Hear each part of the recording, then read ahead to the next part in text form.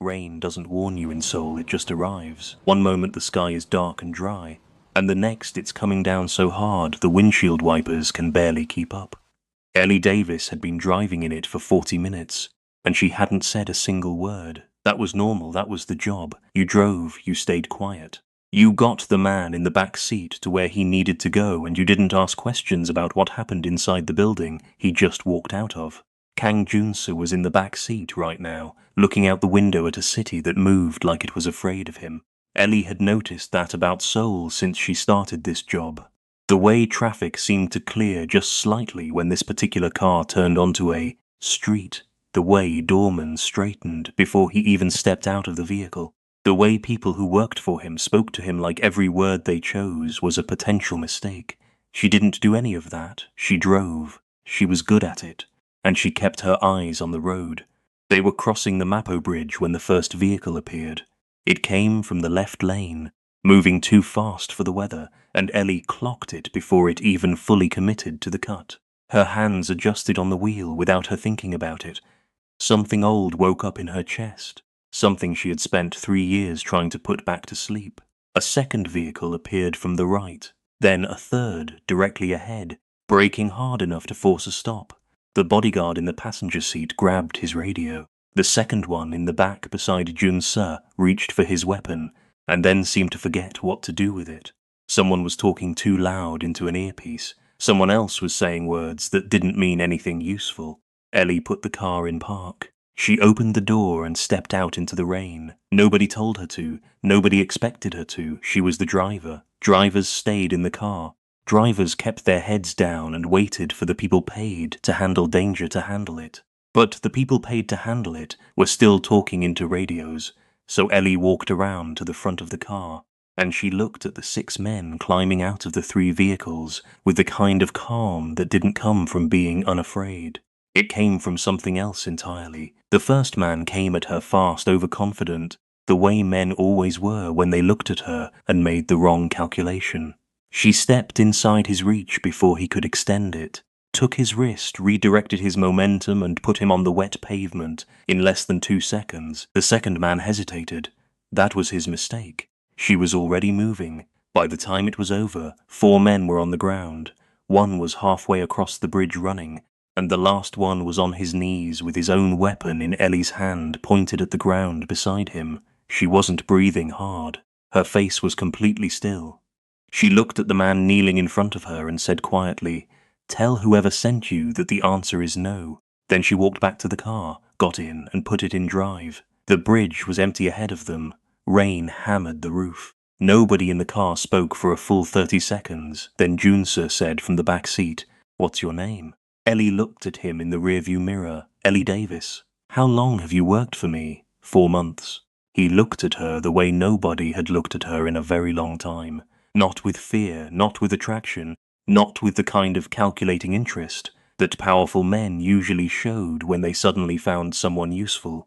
He looked at her like she was a question he didn't have the answer to yet. Like that bothered him. "Take the Mapo route going forward," she said, eyes back on the road.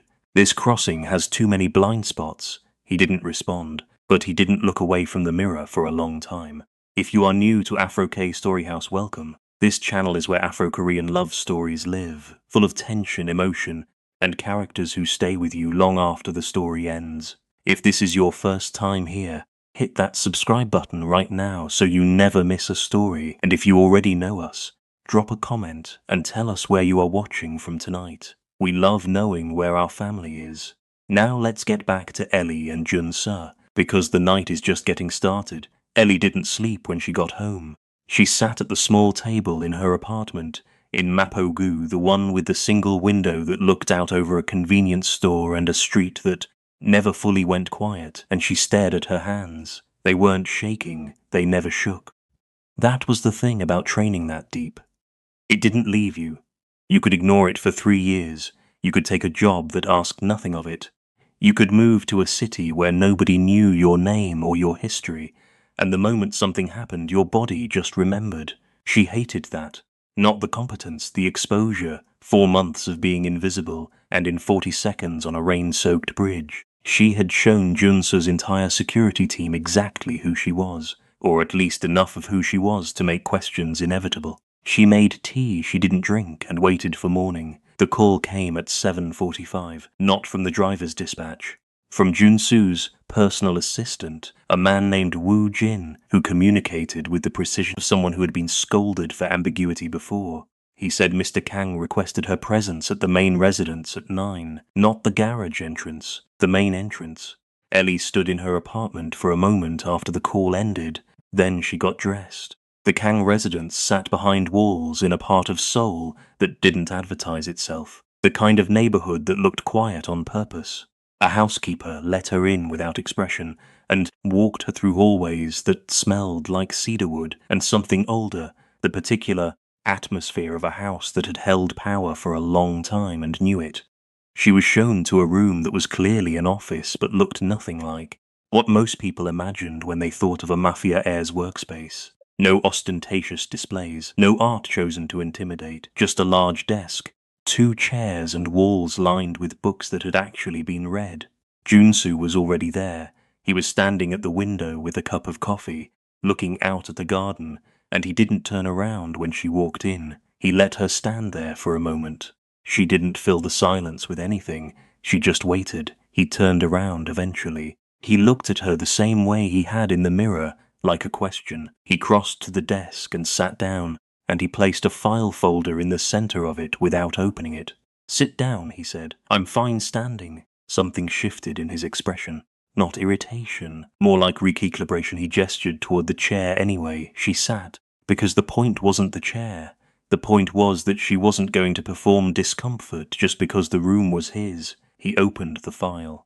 "Ellie Marie Davis," he said, 26. Born in Atlanta, Georgia, studied criminal justice for 2 years before leaving university. Certified in tactical defense and executive protection through 3 separate programs. Worked for Premier Shield Security for 4 years. Highly rated, requested by name by clients. He paused. And then 3 years ago, nothing. You disappeared from the industry completely. No forwarding contacts, no references given, you just stopped. The room was quiet. And then 8 months later, he continued, you appear in Seoul with a driver's license, a work visa, and a resume that mentions none of this. Ellie looked at him steadily. Is there a question in there? Several, he said, but I'll start with the obvious one. You've been driving me for 4 months. You could have done what you did last night on day 1 if someone had come for me then.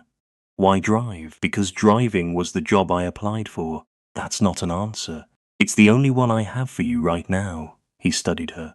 She didn't look away, and she didn't shift in her seat, and she didn't do any of the things people did when Junsa looked at them that way. He noticed that. She could see him noticing it.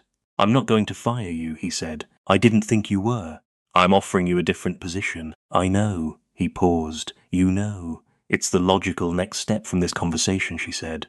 You found out what I used to do. You need people you can trust. You're going to offer me the bodyguard role. He leaned back slightly. And I'm going to say no. The silence that followed was a different kind of silence.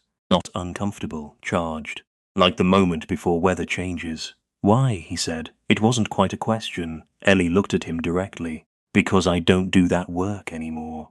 And because powerful men who find out that someone useful works for them tend to stop giving that person a choice about being useful. I'd rather not be in that position. I'm not forcing you. You're also not really asking, she said. You're informing me. There's a difference. Junes was quiet for a moment. Then he said, what would a real ask look like to you? She hadn't expected that. She kept it off her face, but she hadn't expected it. Most men in his position would have bristled at being called out. He was sitting there asking a follow-up question instead, genuinely, like the answer mattered. She stood up. I'll think about it. That's not a yes. No, she agreed, it's not. She left and he let her. She came back the next morning. She walked in without being called. Found Woo Jin in the front hallway and told him she needed 5 minutes with Junsa. Woo Jin looked mildly alarmed by this. Apparently people didn't usually just show up and request 5 minutes, but he made a call, and 3 minutes later she was back in the office with the cedarwood smell and the read books. Junsa looked up from his desk. He didn't look surprised. He looked like he had been waiting, which bothered her slightly. I have conditions, she said. Tell me. I report directly to you, not to director. Oh, not to anyone else in your security structure. If I'm doing this job, I need a direct line, and I need my assessments taken seriously, not filtered through people who are going to be territorial about them. He nodded once. My background stays between us. The people around you don't need my history. They need to know I'm competent. That should be enough. Agreed. And if I ever tell you something is wrong, a location, a person, a situation, you listen. You don't override me because your pride is involved, or because your other people are saying something different. You trust my read or this doesn't work. He looked at her for a long moment. Those are reasonable terms. I know they are. Is there anything else? She thought about it. Don't treat me like I belong to you, she said. I work for you. That's different. Something passed across his face that she couldn't quite name. Understood, he said. They looked at each other across the desk. Okay, she said. I'll take the job. She found out later from Wu Jin, who was more of a gossip than his professional face suggested, that Director O had spent 20 minutes arguing against it before Ellie even arrived that morning. That Junsu had listened to every word and then said, simply, "She starts today." Wu Jin said it like it was remarkable. Ellie filed it away and didn't let herself think too much about what it meant. She had a job to do. She was going to do it. What she was not going to do was let it become anything more complicated than that. She was already at the part of her life where complicated things had a cost she wasn't willing to pay again. Seoul was supposed to be simple, a city where nobody knew her, a job that required nothing from the parts of herself she was most tired of, a clean start that asked no questions about what she'd left behind in Atlanta, but here she was, 2 steps away from the most dangerous man in the room, exactly where she always ended up. The first week was an education. Not in Junsu's world. She had worked for powerful men before, had navigated the specific ecosystem of wealth and danger that surrounded them, but in Junsu himself, he operated differently than she expected. She had prepared for arrogance, for the particular kind of coldness that came from never having been told no by anyone who mattered. She had prepared for a man who would test her constantly, who would need to establish dominance over every person in his proximity, who would look at a woman doing a job traditionally done by men and find some way to make that a problem. She got none of that. What she got instead was a man who was extraordinarily disciplined, deeply private, and exhausted in a way that he hid so well you'd almost miss it. He worked long hours without complaining about them. He made decisions quickly and stood behind them without second-guessing publicly. He was demanding of his people but not cruel about it. There was a line he didn't cross that Ellie had seen plenty of men in his position cross. Routinely, he also barely spoke unless he had something to say, which Ellie respected more than she wanted to admit. Director O made the first 2 weeks professionally miserable. Not overtly, he was too careful for that. And Junsu's instruction to work directly with him had been clear. But O had ways of making his displeasure known that didn't require him to say anything directly, briefings that left out information she needed, meetings she found out about after they happened, small, deniable inconveniences that added up to a clear message. You don't belong here. Ellie documented everything and said nothing. On the 15th day, during a pre-event security walkthrough that O had briefed her on with deliberately incomplete information, she identified a vulnerability in the venue's east corridor that his team had missed entirely. She brought it to Junsu directly, as per their arrangement. He had it corrected before O even knew she'd flagged it. O's behavior changed after that. Not warmth. She wasn't expecting warmth, but the small obstructions stopped. He started including her in briefings. He still didn't like her, and she still didn't particularly like him, but they found a professional equilibrium that worked. She respected that about him, actually. He was a man who could put his pride aside when the job demanded it. That mattered. Madame Kang was a different situation entirely. Ellie met her in the 3rd week, in the main sitting room of the residence, over tea that had been prepared before Ellie knew there was a meeting. That told her something immediately. Madame Kang was the kind of woman who arranged things so that you arrived at conclusions she had already chosen for you, and she did it with such elegance that you didn't notice until you were already sitting across from her, wondering how you got there. She was in her late 50s, immaculate in the way that spoke not just of money but of intention. Every detail of her appearance was deliberate. She had the same quality of stillness that Junsu had, the kind that felt less like calm and more like a decision to be calm, which was a different thing entirely. "You're not what I expected," Madame Kang said, after they had exchanged pleasantries that were clearly formalities. "What did you expect?" Ellie asked. "Someone more aggressive. My son tends to be drawn to people with obvious ambition. You don't have that quality." "I have ambition," Ellie said. "I just don't advertise it." Madame Kang looked at her over the rim of her teacup. "Why did you really come to Seoul?" "The job opportunity was—" "I know what your application said," Madame Kang interrupted gently. "I'm asking you something different. A young woman with your qualifications could work anywhere: London, Dubai, New York. Why Seoul? Why this organization? Why this particular quiet disappearance from everything you built in Atlanta?" Ellie held her gaze. "Sometimes people need a place where they can start over without their history following them." "And have you started over?" A beat of silence. "I'm working on it." Madame Kang set her cup down. The movement was precise, considered. "I'm going to tell you something, Ellie, and I want you to understand that I'm telling you because I think you're intelligent enough to hear it clearly." She paused. "My son's world has a gravity to it. Everything that comes close enough gets pulled in.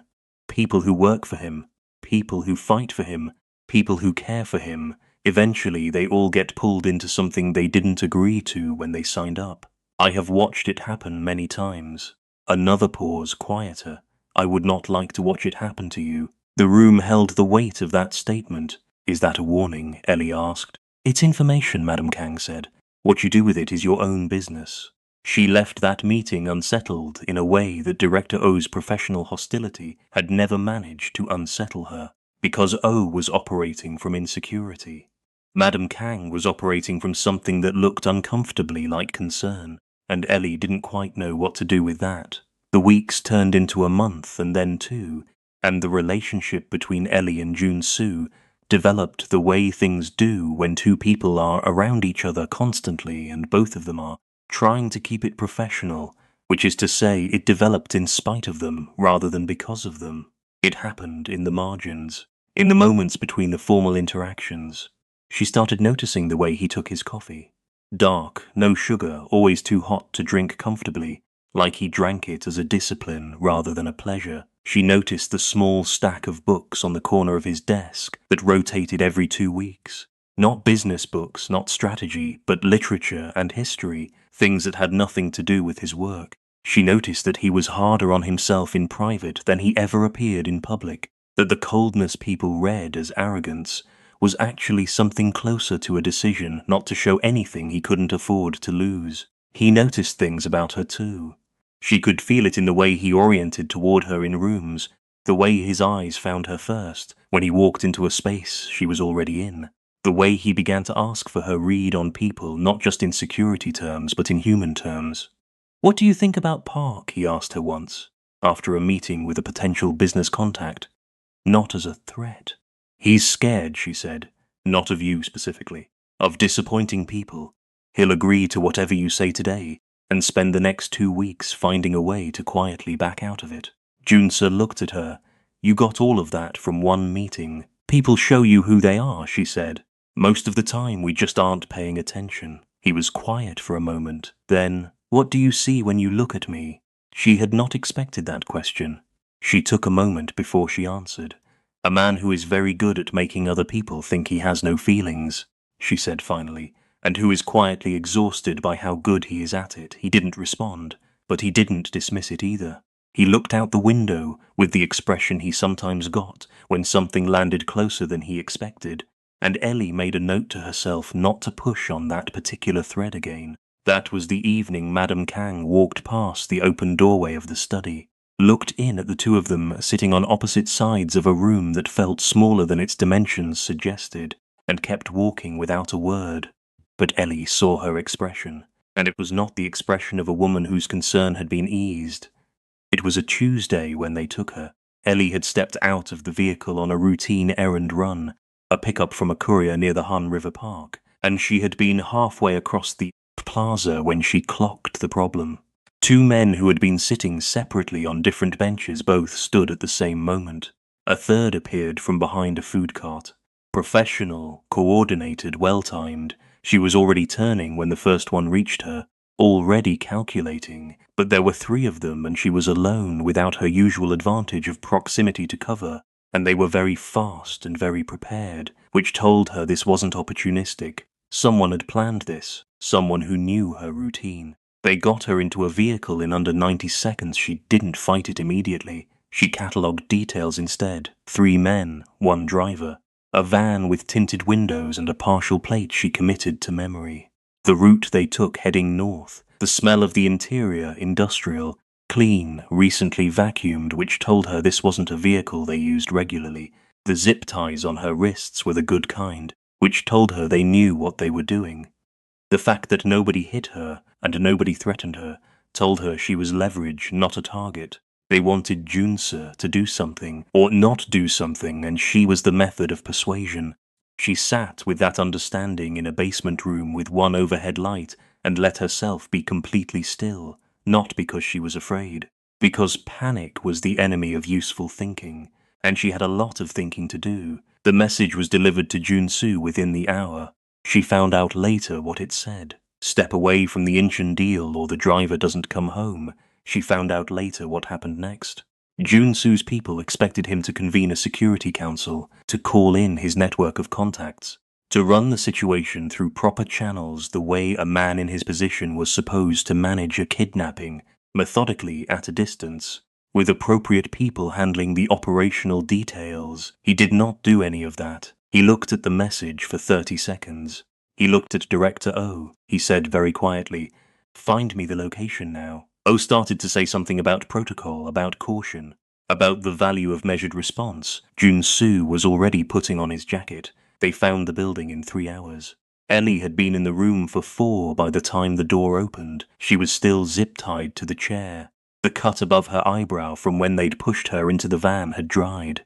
She was thinking about the route they'd taken, and how it connected to what she knew about the rival faction that had been circling the Incheon deal, for weeks assembling the picture with the patience of someone who had nothing to do but think. The door opened. Jasur walked in first. He stopped in the doorway and looked at her.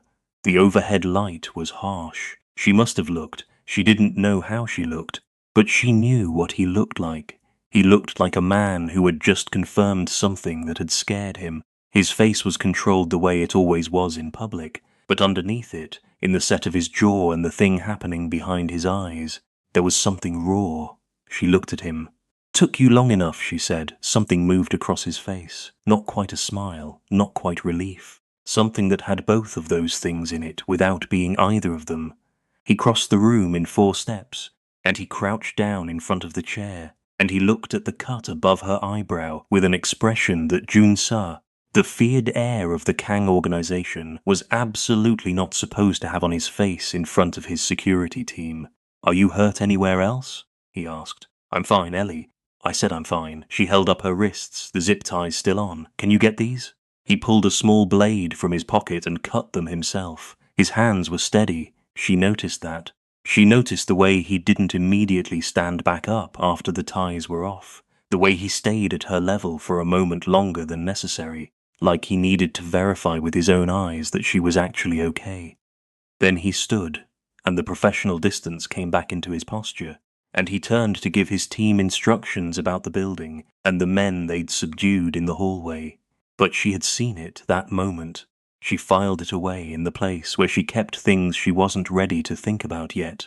Don't go anywhere. This story is getting to the part that is going to hit different.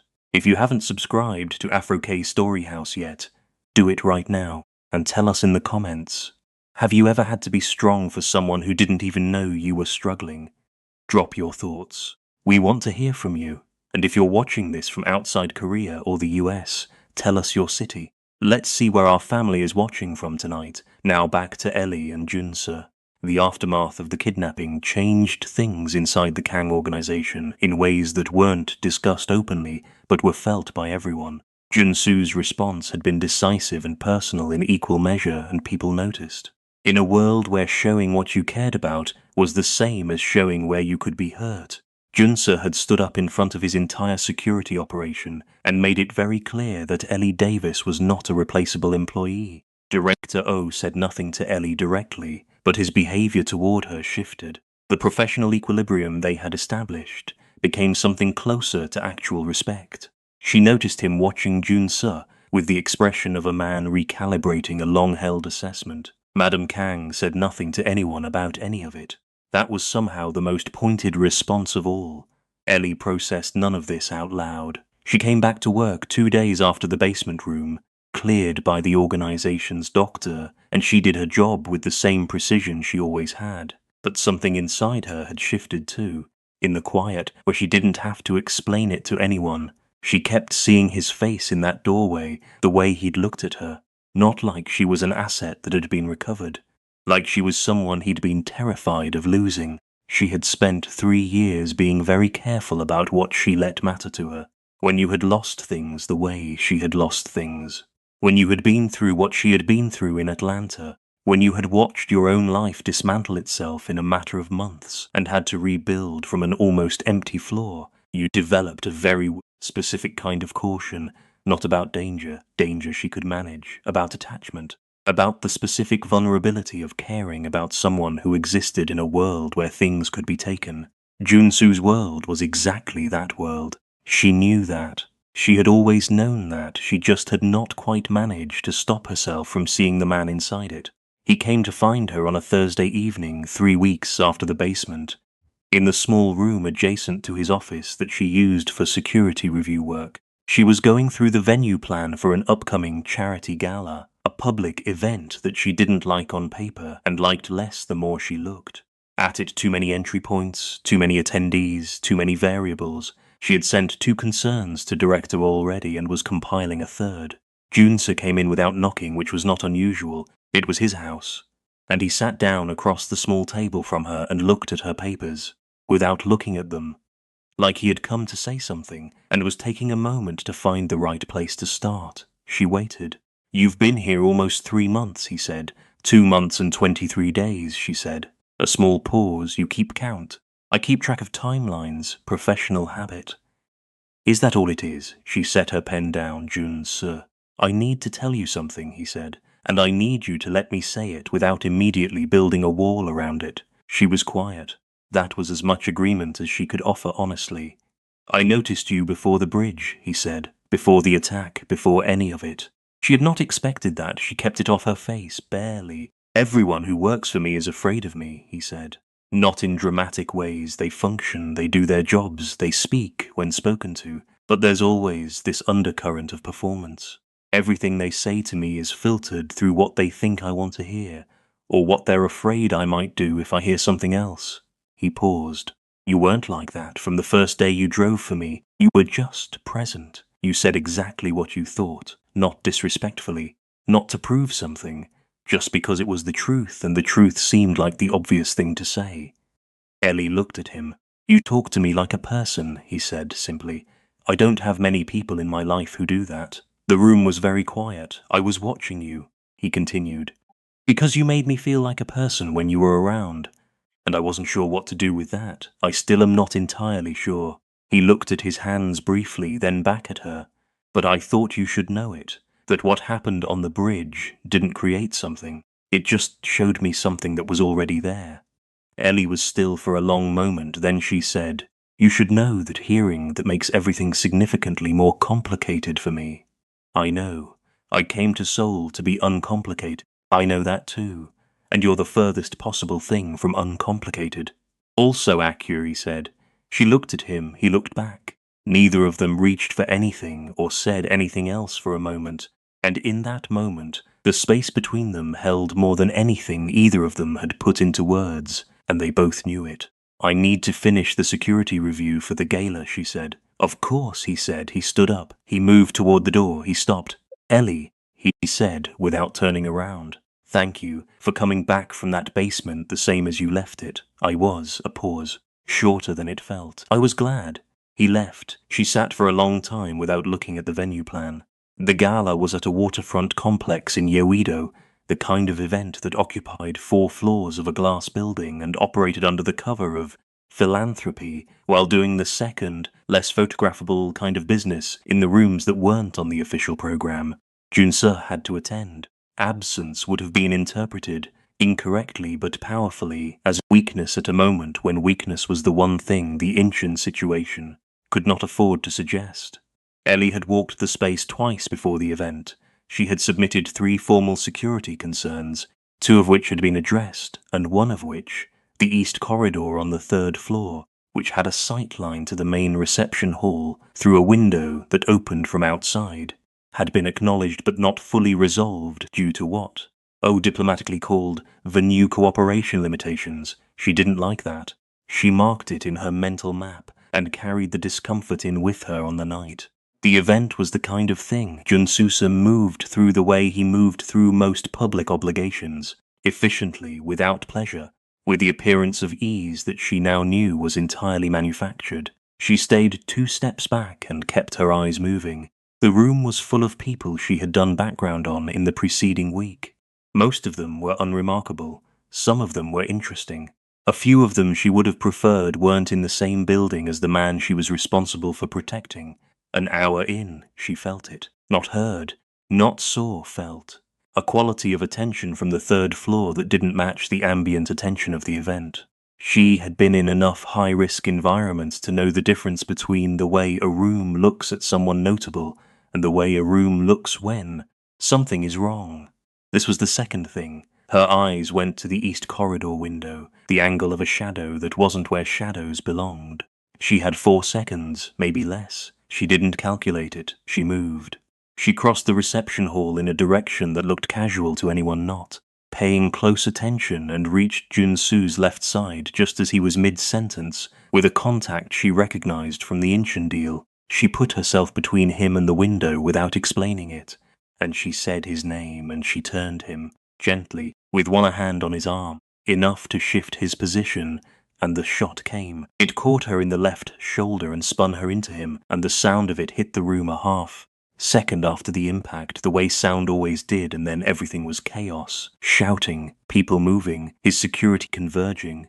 Director O's voice somewhere to her right cutting through with the professional clarity that she had trained herself to have, and right now could not quite access because the shoulder was bad and Junsu had both arms around her and she was trying to stay upright and also trying to tell him where the shooter had been. 3rd floor, she said, east corridor. The window. Your queen team needs to. Stop, Junsu. Your team needs to. Ellie. His voice was very close. She realized dimly that she had stopped being upright on her own and that he was the reason. She hadn't gone to the floor. Stop talking about the window. It's the job. You're bleeding, I know. Then stop talking about the window. She stopped talking about the window, not because she agreed, but because the shoulder was making it harder to think, and he wasn't wrong that the window was already someone else's problem, and she had done the part that was hers. She had gotten him out of the line of fire, and she was the one who had taken the shot, and he was alive. That was the job.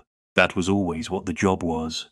She was aware of him in a way that had nothing to do with professional proximity. His arms were around her in a parking garage off the main floor where his team had moved them, and his face was close. And he was saying things she was only partially processing because the adrenaline was doing what adrenaline did when the immediate threat was over, and the body finally started arguing about what it had just absorbed. Hey, she said, I'm here. Don't make a face like that in front of your team. A pause. What face? You know what face, she said. The one you've been not making in front of people for years. They're watching, he laughed. Briefly, painfully, like it came out of him involuntarily. You're bleeding on my jacket and you're worried about my professional image. Somebody has to be. He pulled her closer rather than letting go, and she let him. And she leaned into it slightly because the shoulder was real and the parking garage floor was cold, and 3 years of trying to be uncomplicated had, apparently, produced exactly 0 results. Director O appeared at the entrance of the garage and assessed the situation with the expression of a man who had just recalibrated several things at once. He caught Ellie's eyes over Junsu's shoulder. She gave him the look that meant, handle the east corridor. He gave her the look that meant, I already am. And then he turned and went back to handling it. And for the first time she felt something that wasn't quite trust, but was close to it where he was concerned. The ambulance was unnecessary. The wound was bad but clean. The bullet had not done the things bullets could do when they decided to be complicated. about it. The organization's doctor worked on her in a private room at the residence, while Jun-seo stood outside the door and did not pretend to be doing anything else.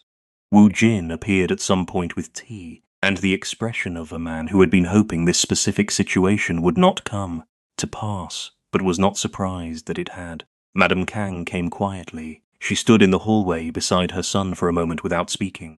Ellie could hear them through the door, not the words, but the quality of their silence, which was the particular silence of two people who had just had a conversation that didn't need words because they had both already known what the other one would say. When the doctor was done, Jun-soo came in. He sat in the chair beside the bed.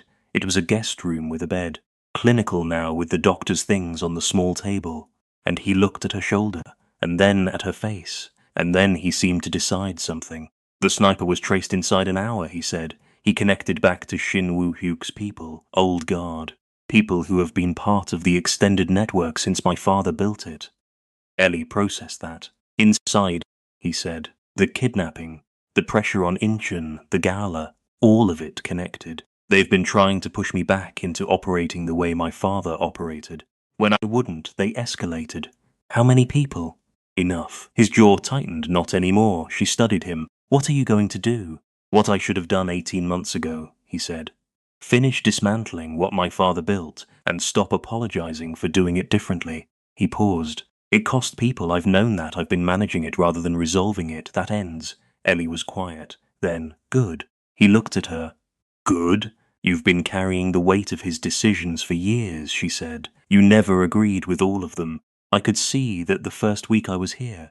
A man who actually believed in the way his father operated wouldn't read the books you read or treat his people the way you treat them. You've been inheriting something that doesn't fit you and managing the chafing instead of just taking it off. He was still for a long time. You see a lot, he said quietly. I told you, people show you who they are. What do you see when you look at me right now? She considered him honestly. A man who just made a decision, she said, and who looks like he can breathe for the first time in a while. He reached out and took her hand. Not dramatically, just placed his hand over hers on top of the blanket, like it was a thing that made sense to do. She looked at their hands. She didn't move hers away. They stayed like that for a while in the quiet room, the city outside doing what Seoul always did, indifferent, loud, continuous, and inside there was just the two of them, and a decision that had already been made without being spoken. He came to her 4 days later, in the early afternoon, when the shoulder had gone from sharp to dull, and she was sitting in the garden of the residence, reading something she could concentrate on. He appeared from the direction of the main house, and crossed the garden toward her with the unhurried directness that she had come to recognize as his version of deliberation. When Jun-soo moved like he had nowhere to be, he was about to say something that mattered. He sat beside her on the low garden wall. He was quiet for a moment. Then, I want to ask you something. Okay, she said. And I want to ask it the way you asked me to ask things, he said. Actually asking, not informing. She put down the book she wasn't reading. I know what I am, he said. I know what my world looks like from the outside, and I know it's not simple, and I know you came to Seoul specifically, to be away from complicated things. I know your history, not all of it, but enough to know that you've already lost things you shouldn't have lost, and that you're careful now in ways you weren't before. He paused. I know all of that. So let me finish. She waited. I have had people around me my entire life who wanted something from me, he said. Access, protection, money, power, there's always a currency involved. Even the people who love me. My mother loves me and she wants me to be safe, and the wanting shapes everything she does. That's not a criticism, that's what it is. He looked at the garden, then back at her. You came here wanting nothing from me. You took the driving job because it paid, and it asked nothing of your history. You took the bodyguard job because I asked properly, and the conditions were fair, and you are someone who can't watch a threat go unmanaged, not because of what it got you. He paused. You have never wanted anything from me except to do the job well. That's accurate, she said softly. I want to ask you, he said, to stay, not as my bodyguard, as the person who stays. He held her gaze. Not because you saved my life, not because I feel I owe you, because you made me feel like a person in a world that had mostly stopped doing that, and I would like. I would very much like to build something with someone who does that. The garden was quiet. Somewhere past the wall, Sol continued. Ellie looked at him for a long moment. You understand what you're asking, she said. It wasn't quite a question, yes. And Madame Kang? Something softened at the corner of his expression. My mother will survive the news. You've spoken to her? She told me, he said. And I am paraphrasing that you are the most inconveniently capable person she has ever met, and that if I was going to do something this inadvisable, at least I had done it with someone who could handle what came with it. Ellie was quiet for a moment. Then she said, That might be the nicest thing she's said to me. It is, in fact, the nicest thing she has ever said to anyone who wasn't me. A silence. The kind that had weight in it. Not uncomfortable weight, the other kind. The kind that comes right before something changes. I have terms, she said. He almost smiled. She had seen that expression exactly 3 times since she started working for him, and each time it looked like something that didn't get enough practice. You always do, he said. We do this as equals, she said. I'm not decorative. I'm not a symbol of something you're trying to prove about the new direction of the organization. I'm a person who is choosing this, and those are 2 different things. Agreed. And if something feels wrong in your world, in your decisions, in the way things are going, I'm going to tell you, you don't get the version of me that filters things to spare your feelings. I know, he said. That's partly why I'm asking. She looked at him. He looked back. Okay, she said. He was still, for a moment, like he was making sure he'd heard correctly. Okay, don't make me say it 3 times. He did something then that she hadn't seen him do in nearly 3 months. He laughed. Not the brief involuntary thing from the parking garage, a real one, quiet but real. And it did something to his face that the public version of Kang Jun-soo would never have allowed. She stored that image somewhere she knew she'd keep it. Madame Kang came to Ellie's room that evening. She knocked, which was itself a kind of statement. She sat in the chair by the window, and she looked at Ellie with the particular directness that seemed to be the Kang family's primary mode of honest communication. I told you, she said, that my son's world has a gravity to it. You did, Ellie said. You were pulled in anyway. I was, Ellie agreed. Madame Kang was quiet for a moment then. When his father died, when Jun-soo inherited everything before he was ready, before any of this was something he chose, I watched him close himself off, piece by piece. Every year something else went behind the wall. She looked at her hands briefly. He stopped laughing. You may not have noticed because you didn't know him before, but I did. My son used to laugh. Ellie was still. He laughed today, Madame Kang said. In the garden, I heard it from the east window. The room held that between them. I'm not soft, Madame Kang said. And I'm not giving you a blessing because you make him happy. I'm giving it, if that's what this is, because you are someone who knows what she is walking into and has decided anyway. That takes a specific kind of strength that I respect. A pause, and because you can protect him in ways I cannot. Ellie looked at her. I'll do my best. I know you will, Madame Kang said. That's not the same as it always being enough, but it's the right place to start. She stood. She was at the door before she turned back. The terms you gave him, she said, were those your real terms? Ellie thought about it. Mostly, she said. What was the one you left out? A quiet beat? That I'm scared, Ellie said, but I'm choosing this anyway. I didn't think that one was a condition. It was just honest. Madame Kang looked at her for a moment with an expression that was as close to warmth as Ellie had seen from her. That, she said, is the most intelligent thing you could have said. Then she left. Ellie sat with the evening coming in through the window.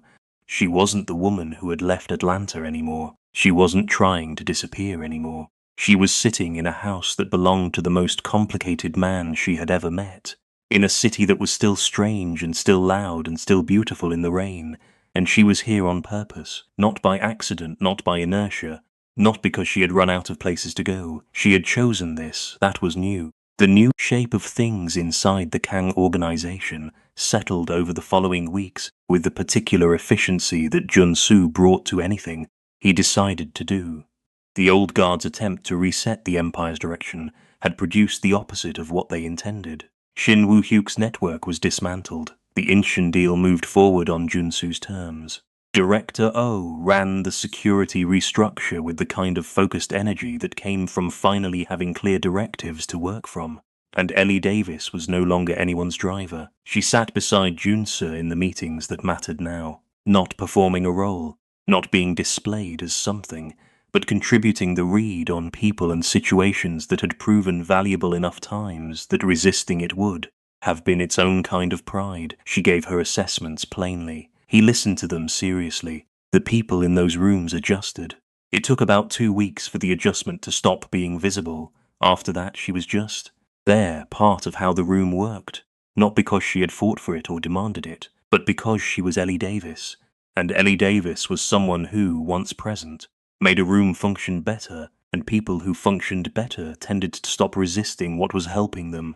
Wren, who ran the cafe 2 streets from Ellie's apartment, an apartment Ellie was spending significantly less time in, took the news with the expression of someone who had seen it coming and was tactfully not pointing that out.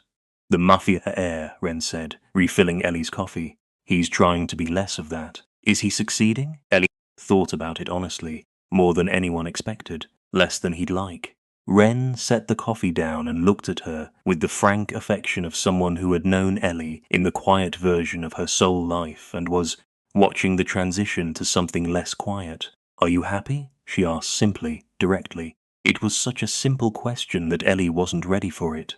She thought about it properly, not just the reflex answer. She thought about what happy meant when you had built yourself back from nothing in a city that wasn't yours, and found something on the other side of all that careful reconstruction. Yeah, she said, I think I actually am. Wren nodded like this was the correct answer, and moved on to the next customer.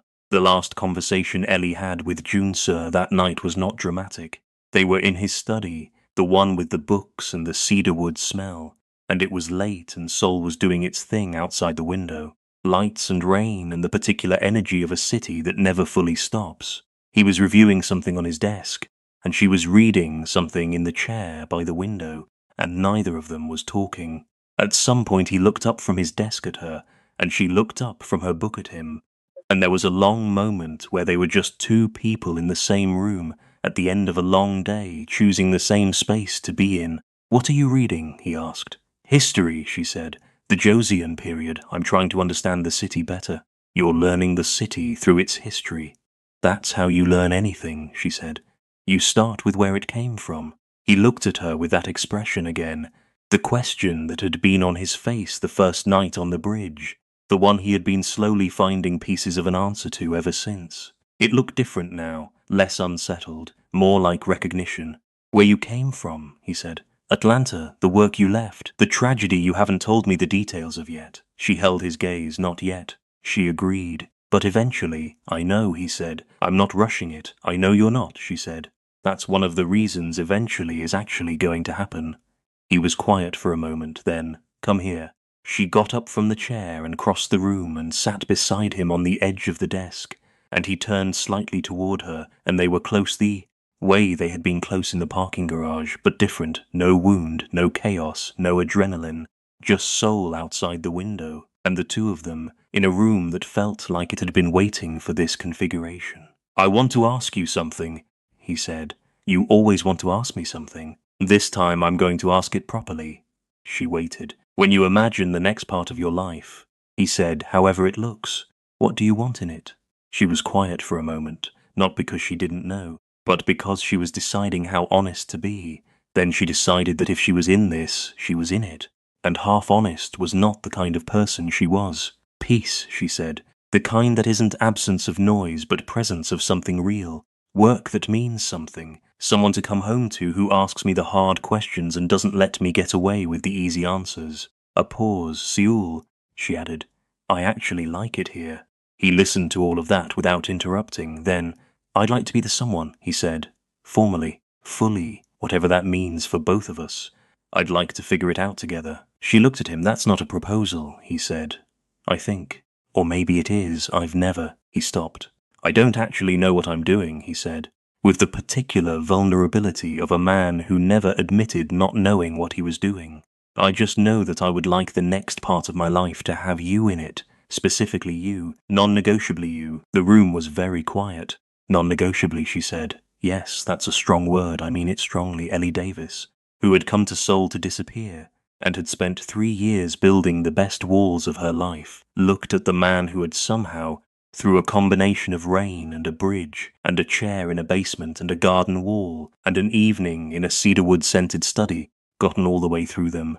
"Okay," she said quietly. "Certainly. Yeah, let's figure it out." And Sol kept going outside the window the way it always did. Indifferent and beautiful and continuous. The former driver, the Mafia Heir. A city that didn't care about either of those things and just wanted to know what they'd do next. She wasn't hiding anymore. She had her terms. And she was exactly where she chose to be. Thank you so much for watching Driven to Protect here on Afro K Storyhouse. If this story stayed with you, if Ellie and Junsa gave you something real tonight, please hit that like button and subscribe so you never miss a story from this channel.